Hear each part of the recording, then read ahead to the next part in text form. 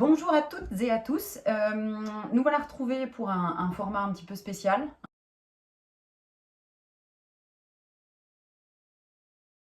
Grâce à la technologie que nous saluerons, il permet de rendre présents les gens absents. Donc merci aussi à Madame Jam et Madame Vera Durbex qui vont assurer le bon déroulé des cours. Et n'hésitez pas à poser vos questions à Madame Jam si vous avez des zones d'ombre dans ce cours. Voilà, ça peut aussi être interactif. Donc l'idée, c'est que la vidéo se déroule avec certains arrêts en fait qui sont des temps d'exercice, liés, comme je vous l'avais dit par mail sur École Directe, à l'utilisation du manuel. Donc si vous ne l'avez pas, peut-être on peut mettre la vidéo sur pause et permettre aux oublieux d'aller chercher leur manuel dans leur casier. Donc l'idée, c'était de dérouler, et pendant les temps d'exercice, en fait, je donnerai des durées. Si vous êtes plus rapide, vous pourrez aller piocher en fait et regarder dans École Directe. Donc regardez dans École Directe et dans le mail pour regarder les ressources complémentaires qui ont été mises. Donc ce sont des petites vidéos, des petits podcasts, ce qui autorise l'usage ensuite de votre téléphone seulement à ces moments-là. Et je vous remercie, une fois que l'ensemble de la classe a terminé le travail, de les remettre loin de vos mains et vos yeux pour pouvoir suivre ce cours. Voilà, donc la présentation technique étant faite, je vous propose que l'on se lance dans cette notion de nature en vous demandant ce que vous entendez par le concept de nature. Qu'est-ce que ça évoque chez vous, le concept de nature? Vidéo sur pause, en discuter avec Madame Jam, c'est tout à fait possible. Voilà, sentez-vous libre. Moi, je vais juste, peut-être par un effet spécial absolument ébouriffant, voilà, c'est fou, je vais juste peut-être vous dire que par nature, vous avez peut-être entendu ça, c'est-à-dire les fleurs, les plantes, les animaux qui nous entourent. D'accord? Mais ça peut aussi être le non animé, hein, le non directement animé, c'est-à-dire les montagnes, les choses comme ça, donc au sens d'environnement, en fait. Donc, et puis vous pouvez aussi entendre par éventuellement nature, deuxième effet redoutable, le yaourt nature. Donc qu'est-ce qu'il a de nature, ce yaourt? En fait, c'est qu'il n'y a pas d'adjonction en fait de sucre ou de fruits, c'est-à-dire c'est l'idée d'une certaine pureté, d'accord, d'une absence de transformation. Donc on ira voir ensuite que c'est plus complexe que ça, puisque les plus malines et malins d'entre vous ont noté que le yaourt est un produit de fabrication, donc de transformation. Mais l'idée du yaourt nature, c'est par opposition au yaourt au sucre ou au yaourt aux fruits. D'accord? Donc en fait, cette conception de la nature, c'est ce qu'on appelle une définition négative. Hein. C'est ce qui ne serait pas transformé. Donc est naturel, ce qui n'est pas artificiel. On va voir comment on fait jouer cette opposition. Et ensuite, vous pouvez peut-être imaginer que la nature d'une chose, c'est ce qui la définit en propre. D'accord? Quand on parle de la nature des mots, c'est pas le rôle qu'il joue dans la phrase qui est changeant en fait en fonction de la phrase. Vous pouvez changer la fonction du mot. Hein. La nature du mot, c'est ce qu'il est en propre. Et donc, ça rapprocherait un petit peu le terme de nature de l'idée d'une essence, hein, quelque chose qui reste, le substrat, quelque chose qui reste et qui vient en fait définir en propre un élément. Donc, on pourra se demander quelle est l'essence du yaourt, nature ou fruit. Incroyable. Donc, et vous voyez aussi qu'on peut penser à l'inverse, que dans ce qui caractérise la chose, la nature, ça peut être aussi la matière. Ce en quoi la chose est faite. D'accord? Donc, par exemple, on peut aller voir que la nature du bois, hein, ce serait d'être un tissu solide, des arbres et des arbustes, dont les principaux composants vont être la cellulose, l'hémicellulose et la lignine, par exemple. Voilà, donc là, c'est plutôt une nature au sens de matière. Ok? Donc, on voit bien en fait qu'il y a une polysémie du sens, donc polysémie, plusieurs sens, polysémie du mot nature qui renvoie à différentes réalités, à différentes conceptions, à différents concepts. Et peut-être que ça nous invite en fait à distinguer ce qu'on appellerait la nature des choses, qui est plutôt de l'ordre du métaphysique, hein, donc notez le paradoxe, nature des choses, c'est ce qui est au-delà de la nature physique, Fussein, au sens de phénomène, d'accord? Donc on peut distinguer la nature des choses de la nature, d'accord? C'est-à-dire ce qui va être en fait l'objet plutôt, non pas de la métaphysique, mais de la physique, au sens de phénomènes qui se déroulent. Parce que la nature, c'est aussi cet ensemble de phénomènes et d'êtres dont l'homme fait partie. Crac, encore une définition de nature. Donc je vous propose, pour simplifier tout ça, de condenser et de prendre la citation philosophique du mot nature, sur laquelle vous pourrez éventuellement aboutir à l'issue de votre raisonnement, dont vous pourrez partir au préalable. Donc la nature est un ensemble complexe de phénomènes et d'êtres dont l'espèce humaine fait partie. Elle obéit à des principes constants et évolue sans cesse. Ça va trop vite, hein. Mais je vais vous répéter tout ça. La nature est un ensemble complexe de phénomènes et d'êtres dont l'espèce humaine fait partie. Donc la nature est un ensemble complexe de phénomènes et d'êtres dont l'espèce humaine fait partie. Point. Elle obéit à des principes constants et évolue sans cesse. Elle obéit à des principes constants et évolue sans cesse. Donc les grandes questions qui tournent autour de cette notion de nature, ça peut être par exemple, donc quand je vous dis grandes questions, c'est sujet potentiel. L'homme a-t-il une nature? Quelle place l'homme occupe-t-il dans la nature? L'homme a-t-il des devoirs envers la nature? Sujet classique. La nature a-t-elle des droits? Donc voilà, autant de réflexions en fait qui vont un petit peu guider notre travail à travers ce cours. Donc je vous propose en grand 1 la nature comme modèle. Donc grand 1, la nature comme modèle. Et petit 1, un ensemble organisé parfait. Donc grand 1, la nature comme modèle. Petit 1, un ensemble organisé parfait. Donc la ressource vidéo qui y répond, c'est cette petite vidéo sur la toile d'araignée, 5 fois plus résistante que le fil d'acier. Donc vous pourrez regarder le lien si vous ne l'avez pas déjà fait. Donc l'idée c'est que la nature serait un modèle qu'il faudrait imiter. La nature est vue comme plus parfaite en fait que la réalité humaine, que l'artefact humain issu de la technique humaine. Donc vous voyez pourquoi les différentes notions sont liées.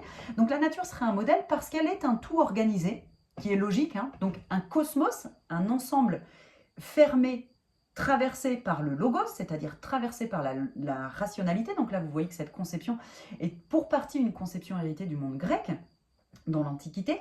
Et donc en fait, pour nourrir cette vision, il suffirait de regarder une toile d'araignée, justement, ou l'organisation d'une ruche, ou celle d'une fourmilière, ou peut-être même encore de regarder en fait un chou romanesco et son organisation fractale, n'est-ce pas, pour y trouver l'expression à la fois d'une rationalité et d'un ordre maîtrisé et parfait.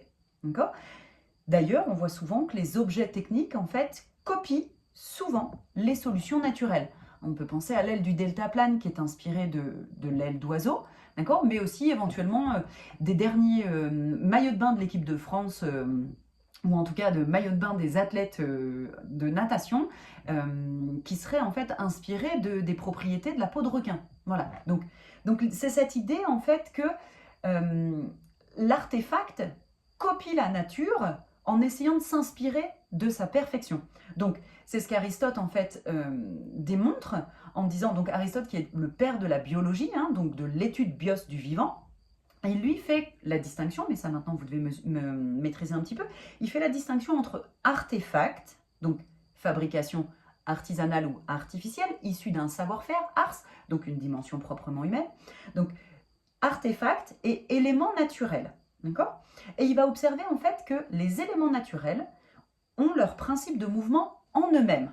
D'accord ? Donc ils ont leur principe de mouvement en eux-mêmes. Ils ne sont pas mus par une cause extérieure. Hein, une fleur qui pousse, elle a son principe de croissance interne, à l'intérieur d'elle-même. D'accord ? Contrairement à un marteau qui va être fabriqué par un menuisier, par exemple, et un ferronnier. Okay ? Donc les éléments naturels s'auto-meuvent, d'accord ? C'est-à-dire qu'ils se meuvent de façon interne, sans assistance extérieure. C'est pour ça qu'en fait le terme de nature vient du mot latin nascere qui veut dire naître. Quelque chose qui naît, c'est qu'il a un principe interne de croissance et d'évolution. Donc pour Aristote c'est très clair, les éléments naturels sont plus parfaits Parce qu'ils sont plus complets, ils sont plus autonomes, indépendants. Oui, il faudrait que je vous regarde là pour vous avoir bien dans les yeux. Sinon, je vais vous faire loucher. C'est pas facile, c'est en bas. Bref, donc c'est aussi ce qu'on peut observer en fait quand parfois on différencie instinct et raison. On dit que la réponse apportée par l'instinct est plus parfaite parce qu'elle est plus immédiate en fait, et cette réponse semble immédiatement appropriée, elle semble donc moins sujette à l'erreur ou à l'hésitation que celle qui va être issue de la délibération de la raison. Voilà pourquoi en fait quand Kant met en opposition instinct et raison, il dit bien que quand on agit par instinct, on agit en sachant immédiatement. D'accord ? Il y a un savoir immédiat de l'instinct chez l'animal et qui est tout à fait différent en fait de la raison. Et voilà pourquoi, au fond, dans l'argumentation kantienne, l'homme n'est pas fait pour le bonheur puisqu'il n'est pas dédié, enfin, il n'est pas doué de l'instinct de bonheur. D'accord ? Donc justement, s'il n'est pas doué pour l'instinct de bonheur, on va voir si la nature n'est pas, petit 2, un guide pour être heureux. Donc, petit 2, un guide pour être heureux. Donc, voyons ici que si la souffrance est vue comme un désordre, d'accord, et que la nature relève d'un tout organisé, alors plus on va agir comme la nature, plus on va agir de façon organisée et moins on va souffrir. D'accord ? Si la perfection est du côté du naturel, ce qu'on retrouve là aussi parfois dans le langage commun, on se dit ah oui mais voilà il faut essayer en fait de faire au plus naturel comme si c'était un guide, etc. Donc il y a cette idée que derrière, si on fait ça, on souffre moins, on crée moins de désordre. D'accord ? Donc c'est ce que nous dit en fait le stoïcien Épictète, qui nous dit, en fait c'est une citation, vous pouvez la noter telle quelle, il faut vivre conformément à la nature. Donc il faut vivre conformément à la nature, c'est-à-dire obéir à la fois à la rationalité générale du tout, et puis en même temps à la nôtre, puisque les deux sont liés en fait. Les deux sont toujours liés. Donc, et si j'obéis à la nature, en fait, je ne fais rien de désordonné, rien d'excessif, tout est à sa place. Et donc j'atteins ce que vous connaissez bien, ataraxie, aponie. Donc à la fois absence de souffrance, absence de l'âme, absence de trouble du corps. Donc cet état qui serait vu là encore comme une définition du bonheur, mais définition du bonheur négative, puisque c'est une privation en fait. Donc cette idée en fait qu'il faut suivre la nature, elle est commune aux sagesses antiques et elle découle précisément en fait de cette conception du cosmos, de la nature comme tout organisé. On la retrouve aussi, par exemple, en fait, chez Épicure. Souvenez-vous, pour Épicure, les désirs qu'il faut suivre et ceux qui nous conduisent au bonheur sont essentiellement et exclusivement même les désirs naturels. Qu'ils soient nécessaires ou non nécessaires, ils ont en tout cas la particularité d'être naturels, c'est-à-dire d'être dictés par un besoin. Donc un besoin auquel on répond par instinct. D'accord ? Donc on voit en fait que cet ordre-là, par des actions tout à fait évidentes du quotidien, par exemple, ça se matérialise par ce type d'action, quand les animaux n'ont plus faim, ils vont s'arrêter, donc ils vont manger à leur faim, ils vont s'arrêter. Tandis que l'homme, par gourmandise, peut aller jusqu'à créer le désordre, qui est la crise de foi. Qui n'a jamais eu une crise de foi dans la classe. Voilà. Donc que celui qui n'a jamais été en crise de foi nous jette la première pierre. Donc en fait, l'homme en sa qualité d'agent libre, c'est-à-dire susceptible de ne pas se limiter à l'obéissance à l'instinct, dans sa qualité d'agent libre, peut introduire du désordre. D'accord ? Du désordre dans l'ensemble harmonieux, organisé qu'est la nature. Donc on voit là qu'il y a clairement une opposition en fait quant à l'utilisation de la liberté dans la nature. Donc c'est ce qu'on peut aussi retrouver en fait dans certains courants écologiques, c'est ce qui explique qu'on puisse retrouver dans certains courants écologistes une certaine forme de détestation de l'homme, qui est vue comme un agent perturbateur de cet ordre si admirablement réglé qu'est l'ordre naturel. Et donc voilà pourquoi en fait Diogène va pouvoir recommander de se débarrasser en fait de ce qu'il appelle les monstruosités de la culture, donc tout ce qui va être artificiel. C'est-à-dire de transgresser, en fait, il invite à transgresser les règles culturelles et à vivre comme un chien. Il le dit vraiment, D'ailleurs, c'est du mot chien, du mot grec chien, et qui est né en fait le courant de Diogène. Donc Diogène, c'est un sage antique, courant de Diogène, qui s'appelle le cynisme. D'accord? Quelqu'un de cynique, c'est quelqu'un qui prend des distances en fait avec la vie sociale, avec les attendus de l'ordre social. Donc pour Diogène, si la nature est si bien organisée, etc., il faut donc se défaire de tout ce qui va être non naturel, donc artificiel, donc y compris en fait les règles culturelles du bien vivre ensemble. Donc pour rappel, Diogène c'est assez rigolo, il vivait dans un tonneau, on dit qu'il était nu, hein, et qu'il passait son temps à invectiver les citoyens. Donc invectiver, c'est les interpeller de façon assez véhémente, donc assez vive, pour les faire réfléchir justement à ça.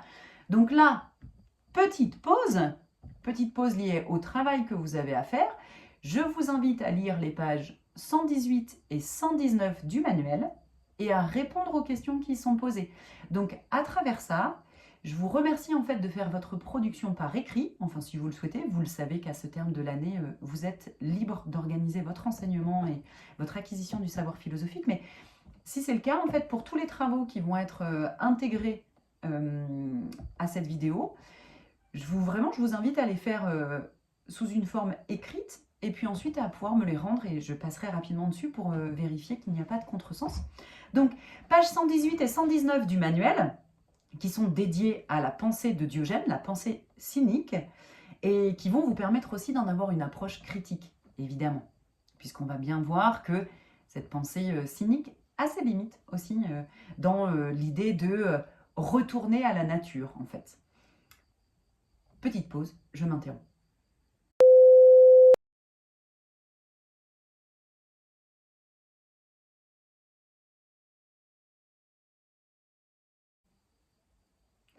Donc voilà, les 15 minutes étant passées, vous aurez remarqué que la nature s'est greffée dans cette image.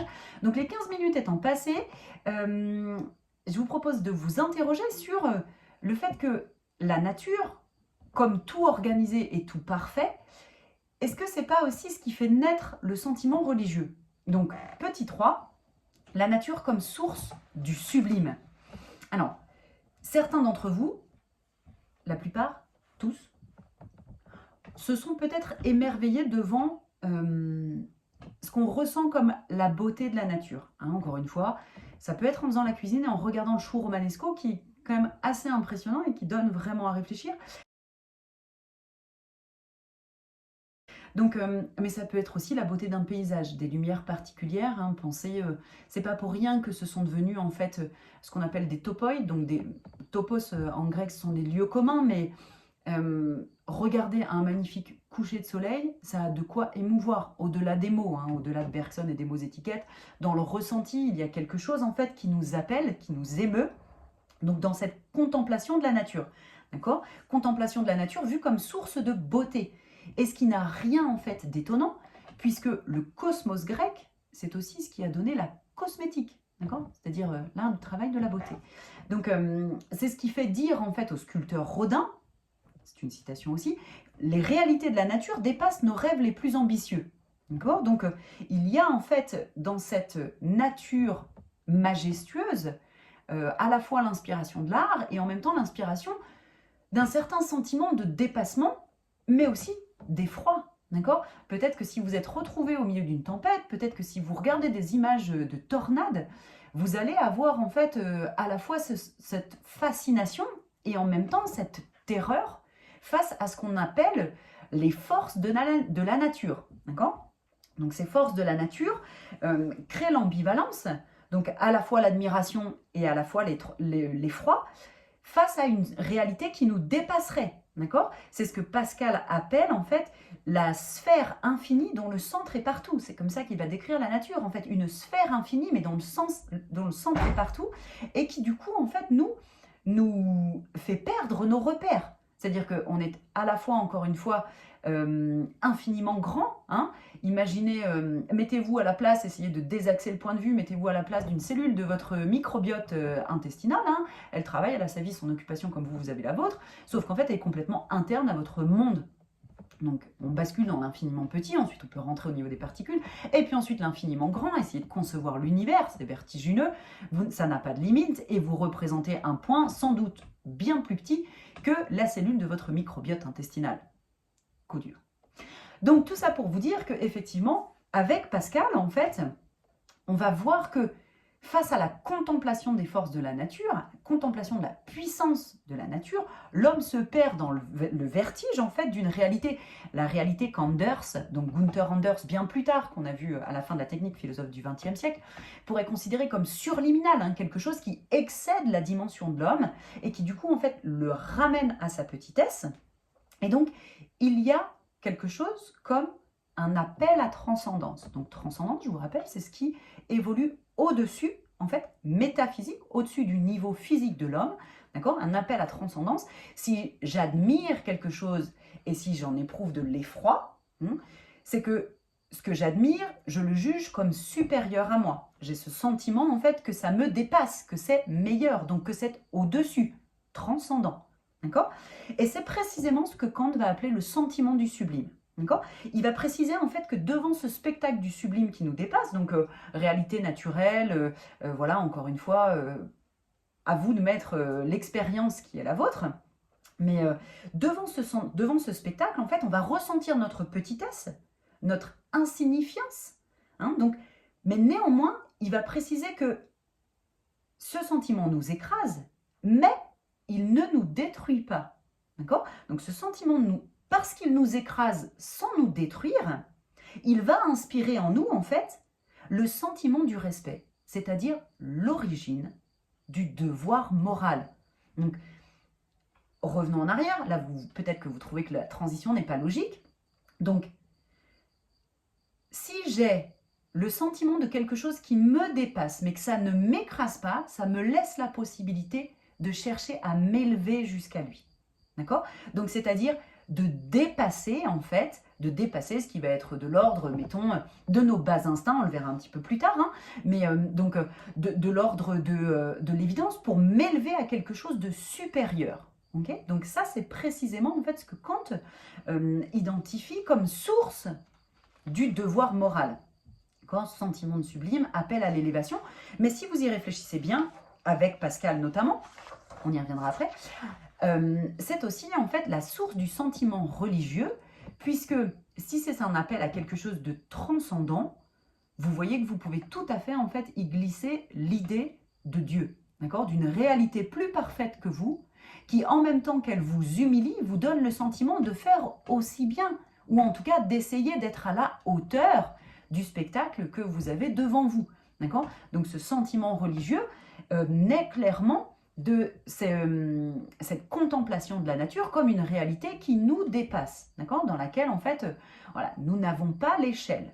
Okay, donc là aussi, petite pause, donc plus courte, hein, petite pause de 10 minutes, pour décortiquer ensemble le texte de Pascal en page 114 du manuel. Donc texte de Pascal en page 114 avec la réponse aux questions. Et là aussi, vous pouvez suivre la réponse aux questions sur la feuille que vous avez déjà entamée. Et on se retrouve dans 10 minutes.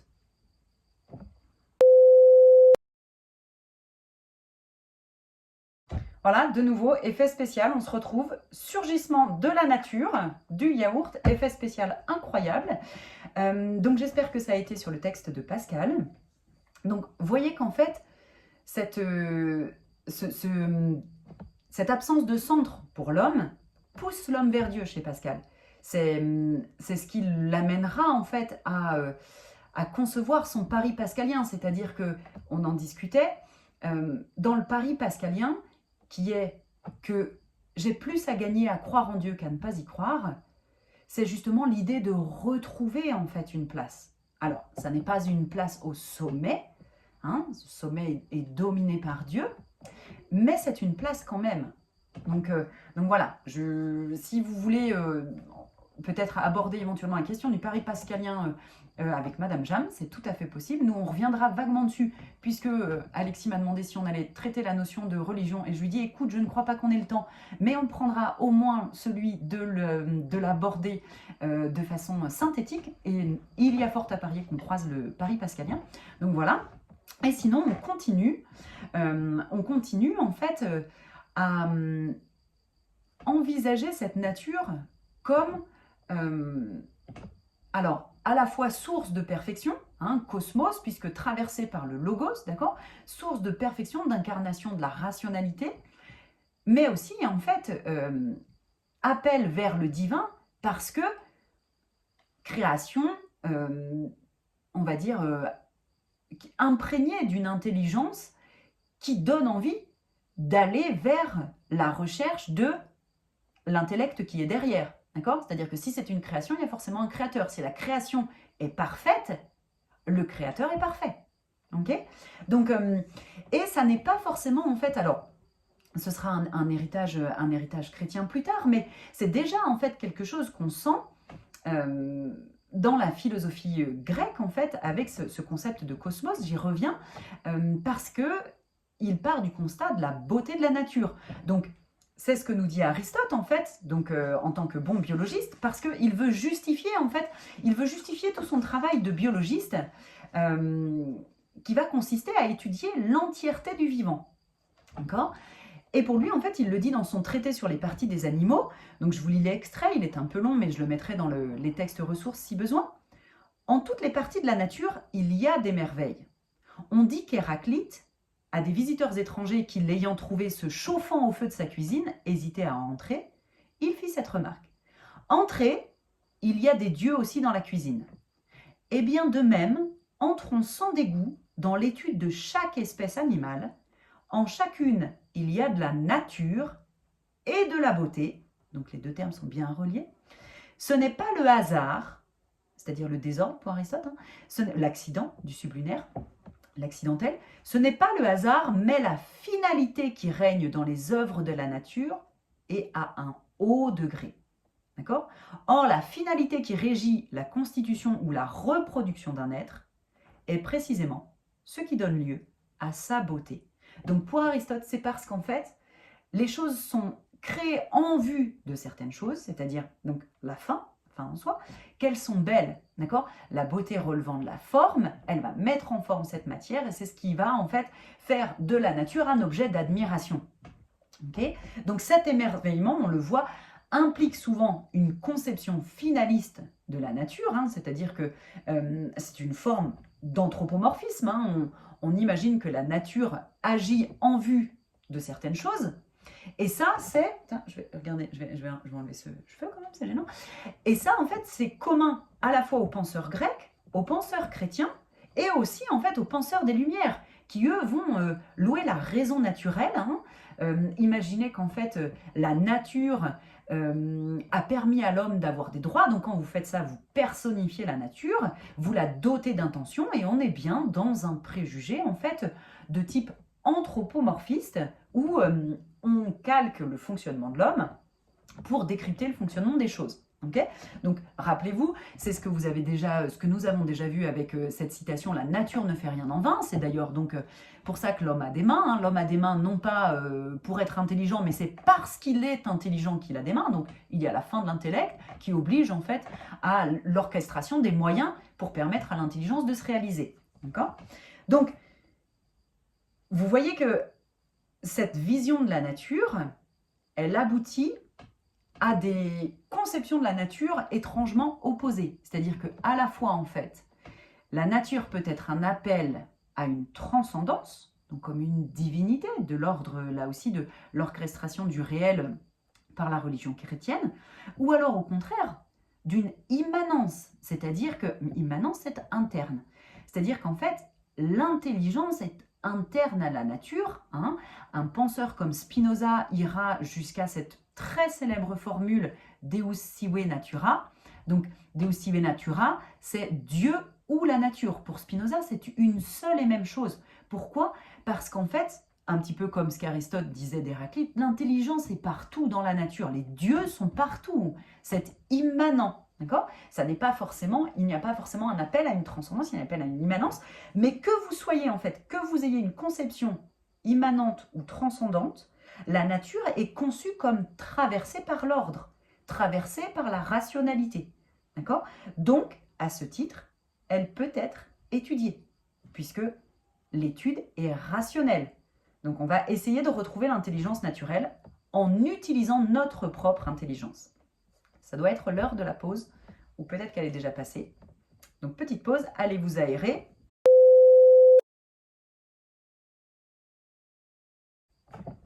Et on reprend donc grand 2. On va aller voir que après cette idée, donc rappelez-vous, donc on a cherché à définir la nature, on a vu la polysémie de la nature, on a vu que la nature était un tout organisé qui nous éblouissait par sa perfection, donc qui suscitait un sentiment d'admiration en même temps qu'un sentiment d'effroi face à sa puissance, que de ça on pouvait aller accéder et à la morale et au religieux. Et on va voir en fait maintenant que le fait de concevoir la nature comme un tout rationnel, c'est aussi ce qui va permettre de l'étudier. Donc, grand 2, la nature mise à distance. Donc, grand 2, la nature mise à distance. Petit 1, pour être étudié. Donc, petit 1, pour être étudié. Donc, grand 2, la nature mise à distance. Petit 1, pour être étudié, c'est-à-dire la nature comme objet de science. On voit bien que si elle est prise comme modèle, que ce soit un modèle à suivre pour être heureux ou un modèle à suivre pour l'organisation la plus parfaite possible, ou un modèle tout court dans l'art pour en sublimer les beautés, les faire ressortir, si elle est prise comme modèle, elle est nécessairement en fait extériorisée. Un modèle, là aussi, c'est comme avec Heidegger, dans le lointain, il vous faut décaler le modèle pour pouvoir le regarder. S'il est collé à vous, vous ne le voyez pas, vous le vivez à la limite, mais vous ne le voyez pas. D'accord ? Donc, si la nature est prise comme modèle, c'est qu'elle est extériorisée. Elle est donc objectivée. Elle peut donc devenir l'objet. Elle peut donc devenir en fait l'objet d'une étude. Ce qui va indiquer que parallèlement à ça, elle est désacralisée. D'accord ? C'est-à-dire qu'elle est dépersonnifiée. Si vous en faites un objet d'étude, ça n'est plus un sujet. D'accord ? Donc ça n'est plus par exemple la déesse mère, la Pachamama, par exemple. Ça n'est plus non plus une déesse grecque. Ça n'est pas non plus en fait la création divine simplement. Ça va être aussi en fait l'objet d'un savoir. D'accord ? Donc il n'est pas inintéressant de voir que précisément en fait le corps humain a pu devenir un objet d'étude. Il n'a pu devenir un objet d'étude au Moyen-Âge, d'accord, où il était vu en fait comme le fruit de la création divine, et on ne pouvait pas pratiquer d'autopsie parce qu'on ne devait pas en fait, autant par humilité en fait que par humiliation de la connaissance humaine, on ne devait pas accéder à ce savoir. Ce savoir n'était pas à notre portée, d'accord ? Donc s'il devient à notre portée, c'est que j'ai désacralisé l'objet d'étude. Voilà, pour en revenir ici, tout le raisonnement, toute la boucle du raisonnement tient là. Donc, mais pourtant, en fait, si les hommes désirent naturellement savoir, naturellement, il est nécessaire qu'ils aillent chercher à comprendre en fait les mécanismes d'une nature qui semble rigoureusement organisée, caractérisée par la régularité. Donc, là aussi, retour à Aristote. Vous voyez qu'en tant que père de la biologie, il va en fait découper le vivant en 3 principes qui sont 3 âmes. Donc l'âme végétative qui va concerner les facultés en fait de reproduction et de nutrition. L'âme sensitive qui, elle, va avoir trait à tout ce qui relève de la sensibilité. Et l'âme intellective douée de raison. Et donc c'est comme ça qu'en fait Aristote va organiser son vivant et qu'il va donc pouvoir l'étudier. Voilà, donc il va pouvoir l'étudier, et chaque niveau de ces réalités englobe le précédent, l'homme étant la réalité la plus complexe du vivant, avec l'âme la plus complexe du vivant, puisqu'elle comprend les 2 précédentes. Et donc, on va... Alors, la réalité de l'étude avec Aristote, de l'étude de la nature, inclut le présupposé finaliste, c'est-à-dire que l'homme est le plus complexe parce que c'est le plus intelligent. On fait une sorte de cercle. Et on voit qu'en fait, la biologie, la science aristotélicienne, va rencontrer un écueil, en fait, qui est l'écueil du renoncement au pourquoi. C'est-à-dire que si vous rentrez dans le pourquoi, c'est-à-dire en vue de quelle cause, en vue de quel but une chose est faite, si vous rentrez dans ce principe explicatif, vous sortez nécessairement de l'explication des phénomènes physiques pour aller vers des causes métaphysiques. Et dans l'histoire des sciences, à un moment, la métaphysique, en fait, est délaissée au profit du comment, c'est-à-dire non plus le pourquoi, non plus les causes, mais donc non plus pourquoi la cause finale, le but, à quoi ça sert, hein, on y renonce, au profit du comment, c'est-à-dire l'explication du déroulé des phénomènes.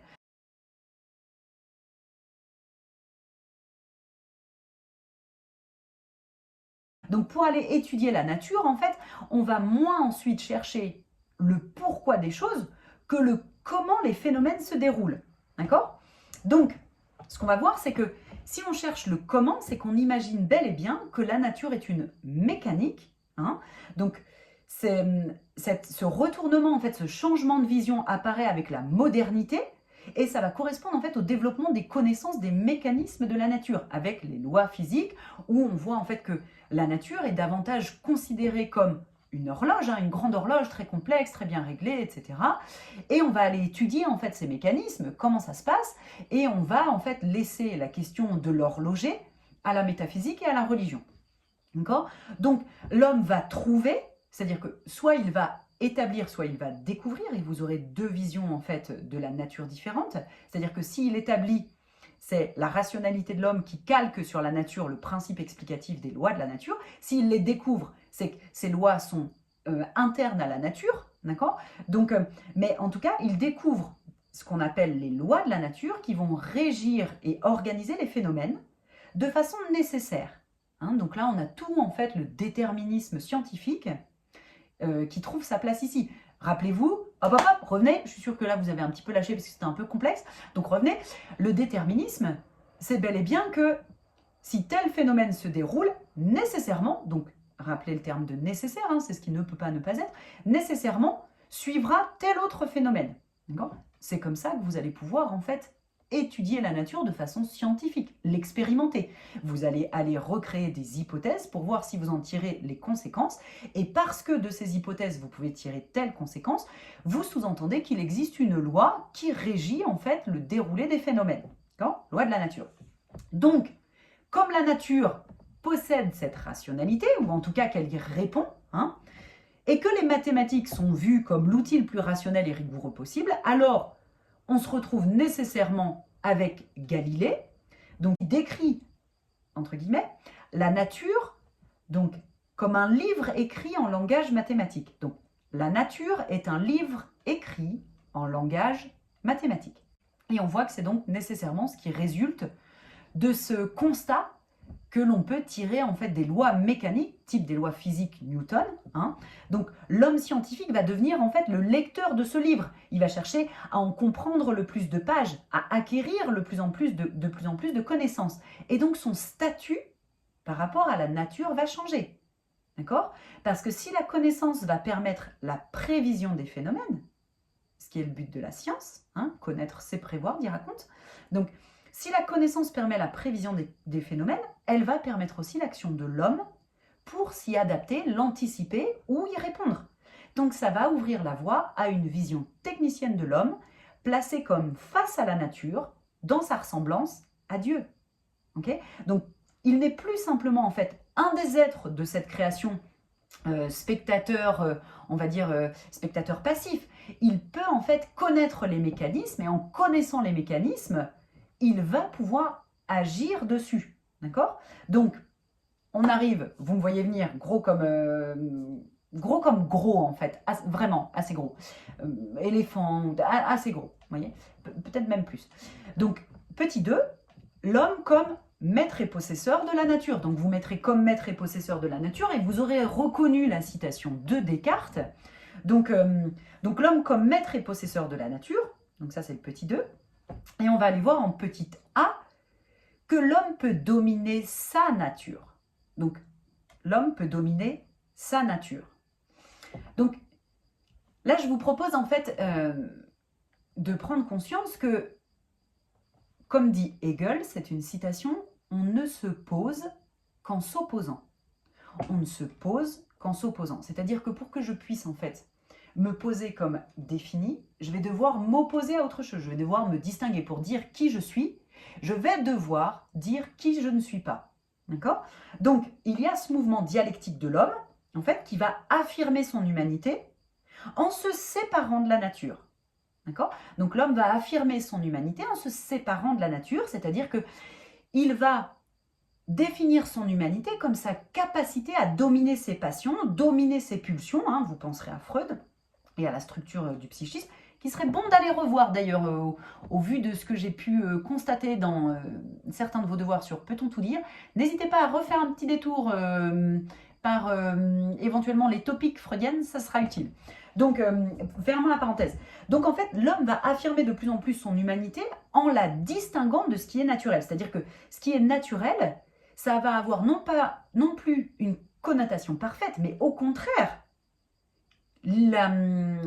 l'aspect de quelque chose de brut, d'accord, de qui n'est pas transformé, de quelque chose de donc brut au sens de brutal, d'accord, donc d'où la violence des instincts qu'on prête à cette vision instinctive de l'homme qui serait mue que par l'agressivité, l'égoïsme, etc. Donc vous voyez que derrière, en creux, il y a une certaine conception de la nature de l'homme. Toutes les natures s'enchevêtrent. Donc il va en fait venir s'opposer à ça, s'opposer à ces instincts vus comme brutaux, mais aussi comme grossiers. Donc, la réalité humaine va être de raffiner ça. Et c'est ce qu'il fait précisément par la culture. Donc, la culture vient s'opposer à la nature, d'accord? C'est-à-dire que serait naturel ce qui est inné, d'accord? Ce qui est brut, serait culturel ce qui résulte de l'acquis et qui va en fait transformer la matière brute qu'est l'homme, l'espèce de feuille blanche, hein, transformer pour lui donner sa dimension proprement humaine, pour faire que l'homme n'est pas qu'un animal. Okay? Donc, la nature n'est plus vue comme un tout parfait organisé, mais comme une matière brute qui est soumise à des lois physiques et qui demande à être mise en forme par l'homme. Et là, vous avez toute la dimension, en fait, culturelle de l'homme. Les arts, l'éducation. Hein. Éduquer, c'est amener un enfant à un statut d'être humain, de personne humaine. D'accord ? Donc on ne le laisse pas, en fait, on ne le laisse pas sans rien vivre selon la nature. D'abord, on va l'habiller, ensuite, on va lui apprendre à parler, après, on lui apprendra la politesse si tout se passe bien, etc. Donc en fait, toute cette dimension culturelle s'oppose, elle se construit en s'opposant à l'idée de ce qui est naturel, à la nature de l'homme vue comme grossière, d'accord, vue comme commune aux animaux, etc. Donc on a aussi, en fait, c'est là qu'on peut mettre la conception hegelienne du travail, donc je vous rappelle, comme médiation entre l'homme et la nature, mais aussi la médecine. Et peut-être qu'il est l'heure de mettre fin à ce cours éventuellement. Donc, je finirai simplement ce cours avec, pour parler de la médecine comme ce qui signifie la civilisation humaine. On en a discuté avec Fabien au préalable. C'est en fait... c'est une phrase qu'on attribue à une anthropologue qui s'appelle Margaret Mead, M-E-A-D, d'accord ? Et en fait, Margaret Mead a été reprise par un médecin évangéliste, Paul Brand, j'ai mis mon meilleur accent, B-R-A-N-D, hein, qui dans un livre qui s'appelle, là je vais lâcher tout mon anglais, Fearfully and Wonderfully Made, donc Fearfully and Wonderfully Made, un ouvrage qui est paru en 1980, il attribue en fait à cet anthropologue le constat suivant, c'est-à-dire qu'on relate l'anecdote, et l'anecdote c'est il y a des années, un étudiant a demandé à l'anthropologue Margaret Mead ce qu'elle pensait être le premier signe de civilisation dans une culture. L'étudiant s'attendait à ce que Mead parle d'hameçons, de casseroles en terre cuite ou de moulins en pierre. Mais ce ne fut pas le cas. Mead a dit que le premier signe de civilisation dans une culture ancienne était un fémur cassé, puis guéri. Elle a expliqué que dans le règne animal, si tu te casses la jambe, tu meurs. Tu ne peux pas fuir le danger, aller à la rivière boire ou chercher de la nourriture. C'est n'être plus que chair pour bête prédatrice. Aucun animal ne survit à une jambe cassée assez longtemps pour que l'os guérisse. Un fémur cassé qui est guéri est la preuve que quelqu'un a pris le temps d'être avec celui qui est tombé, a bandé sa blessure, l'a emmené dans un endroit sûr et l'a aidé à se remettre. Mead a dit qu'aider quelqu'un d'autre dans les difficultés est le point où la civilisation commence. Donc, vous voyez bien qu'en fait, pour finir, si on distingue, si on oppose en fait la nature brute et la culture, alors effectivement, tout ce qui va être de l'ordre de l'intermédiaire entre l'homme et la nature va appartenir à la culture et va faire sens pour désigner l'humanité en propre de l'homme. Donc, cette question anthropologique en fait du début de la société, ça fait débat chez les scientifiques, hein. On n'est pas obligé de partager cette vision avec Mead que la société humaine, la civilisation humaine est apparue avec la médecine, hein, mais elle est intéressante à explorer. Je vous mettrai donc un lien vers un podcast qui s'appelle Société humaine, une histoire d'émergence, qui a été diffusé en 2018 sur France Culture, qui explore plusieurs pistes. Donc on peut voir qu'en fait, non seulement la médecine, mais aussi la religion, c'est-à-dire la prise en compte en fait de la mort, de ce qu'il y a après la vie, avec les rites funéraires, avec les sépultures, donc tout ce qui va créer en fait médiation entre l'homme et la nature, relève de l'instauration de marques proprement humaines, distinctives de l'essence de l'homme par rapport au reste du vivant. Donc, vous voyez qu'on en arrive à une sorte de paradoxe qui serait que la nature de l'homme, c'est d'être culturel. D'accord ? La nature de l'homme, c'est d'être culturel, et c'est ce que Erasme, donc qui est un philosophe médiéval, donc Erasme veut vous dire, dans sa citation qui est devenue plus célèbre dans la bouche d'une femme de Beauvoir bien plus tard, mais Erasme vous dit, on ne naît pas homme, on le devient. C'est-à-dire qu'être humain au sens de proprement humain, ça n'est pas quelque chose d'inné. C'est le fruit des acquis de la culture, c'est le fruit d'une éducation, c'est le fruit d'une élévation de l'homme par rapport à la nature.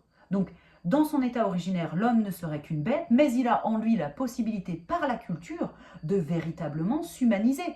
Voilà pourquoi on parle du courant humaniste. C'est celui qui met l'homme au centre des choses. D'accord ? Donc, qui va en même temps lui donner la possibilité de s'élever, mais aussi la possibilité, en fait, de dominer la nature. Donc, dominer sa nature, en s'élevant, en renonçant au brut et au grossier, et ensuite de dominer la nature qui vient placer face à l'homme et qui n'est qu'une matière inachevée, incomplète. Et cette fois-ci, c'est l'homme qui va venir mettre de l'ordre dans la nature qui est vue comme désordonnée, sans forme. Voilà, je vous propose une petite pause et je vous retrouve mercredi avec Madame Vera Durbex. J'espère que vous allez bien. Voilà. Si c'est trop court, parce qu'au niveau du timing, on n'est pas bon, que vous avez pris des grosses pauses, tout ça, pour... hop. Si c'est trop court, eh bien, je vous invite à venir cliquer sur les ressources dans le cours de la nature, dans l'espace direct, et de contribuer encore un petit peu au renforcement de votre culture philosophique. Merci et à mercredi.